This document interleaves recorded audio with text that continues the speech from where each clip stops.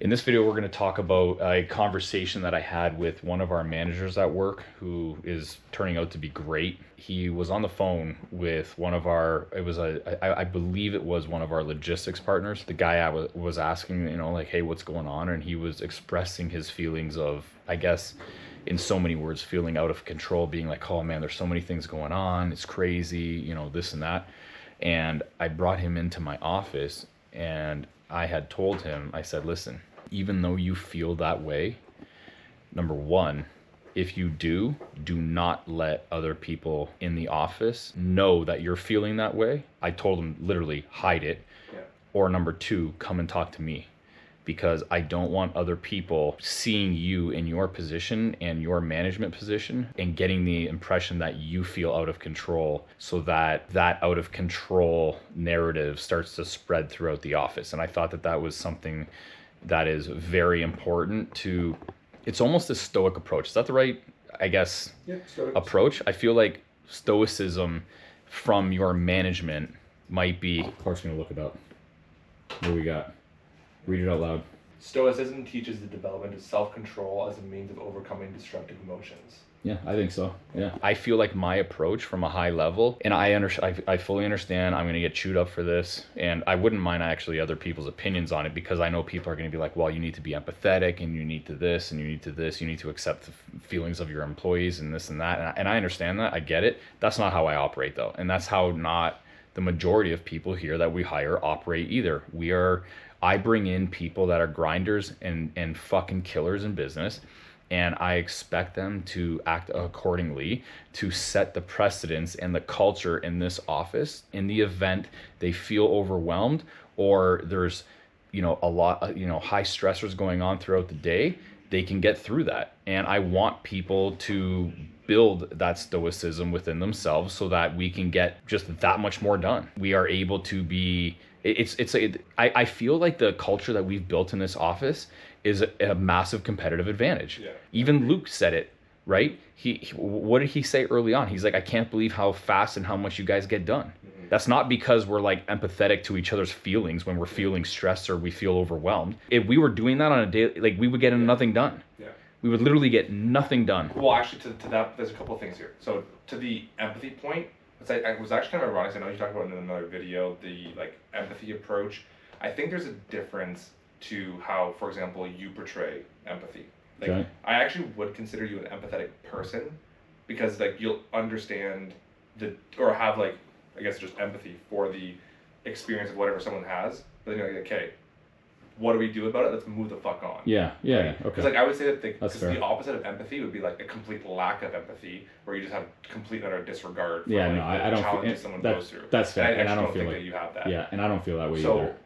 But I feel like one of the problems with emphasizing empathy in a workplace and just talking about it all the time is if you're just always talking about your feelings, I actually feel like those sometimes the negative emotions become amplified. Exactly. Because you're thinking about it nonstop, and so if you're just talking about it all, there's a whole video podcast I was watching regarding the idea that our culture in today's day and age is having too much therapy. There you go. I don't know if you heard about this or whatever. I see it all the time. So it was a clinical therapist was talking about how, so someone from the industry of therapy, she was saying we're having way too much therapy going on, because what's happening is so funny. Talking about it is absolutely something that's crucial. I mean, there's definitely parts of the culture, let's say for example that men across the board sometimes have a difficulty expressing their emotions in general. Mm-hmm. That's obviously not good. But then on the flip side of it, if you're just talking about your emotions way too much, then you're never actually moving on. Yeah, and they get magnified. Exactly, and they get magnified, because if you're constantly thinking about, let's say, some sort of negative thing,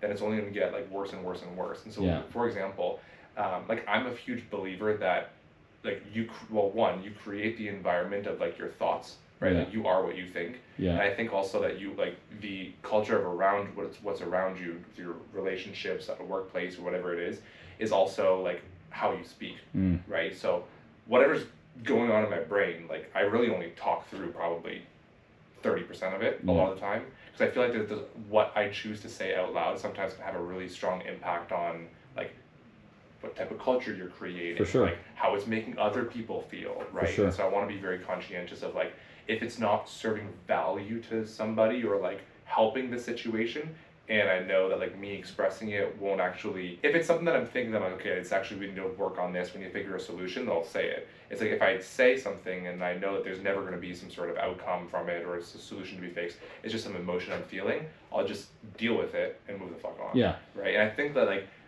how you choose to speak in an environment of a workplace, well, when you have that across multiple different people, all of a sudden you start creating an atmosphere where it's very positive, very motivating, very like you're not having people just wallowing in their emotions nonstop, feeling like it's just a negative culture. 100%. And like when you have that, it's just it constantly feels like you just have a fog in the workplace. Yeah. And like, and you know what's funny too? When he came into my office and when I said that to him, he was like fucking right. Yeah.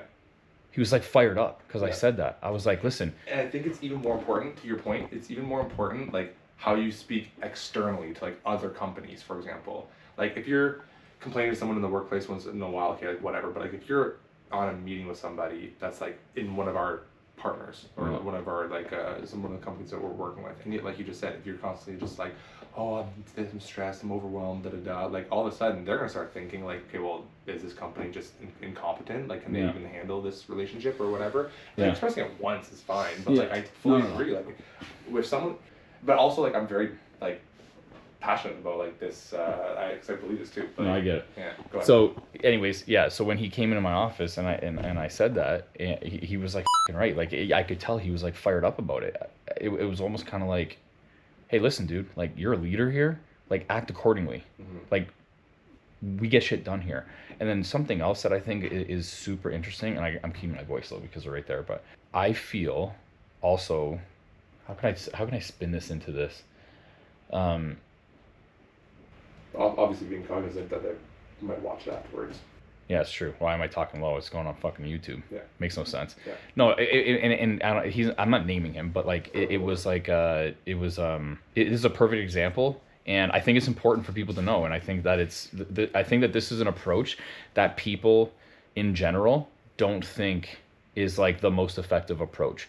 However, like what you said, you're right. I do have empathy because I heard that and I was like, listen, this was not a scenario that I did not believe that he could not handle. Yeah. Okay. Exactly. I know he's a very smart guy. I know he's capable of a lot. Yeah. And I know it was a scenario that he was kind of like, people try to build rapport from a sympathetic perspective, right? I don't think that that's the right move because of what you said, because of the culture that I want to build here. I want to build a bunch of killers. Yeah. And as a result, here's another thing too. You want to build confidence in the workplace. You want to feel like great in the workplace. Get a lot of shit done. Yeah. That's what builds a lot of confidence. When you're accomplishing a lot of things, don't wallow in feeling overwhelmed. Get shit done. Yeah. And then you're going to build a ton of confidence. Don't wait. Don't overthink things. Get as much shit done as humanly possible, and that will breed confidence, competency, positive workplace environments, all that stuff. Because there's nothing better, and there's nothing that builds confidence more than actually taking action, executing, all of that stuff. Yeah. People need to stop with the negative attitude at work. People need to stop with like the whole negative emotional reaction to things at work. Be a killer. Get as much shit done as humanly possible. You'll have a much better experience. That's it.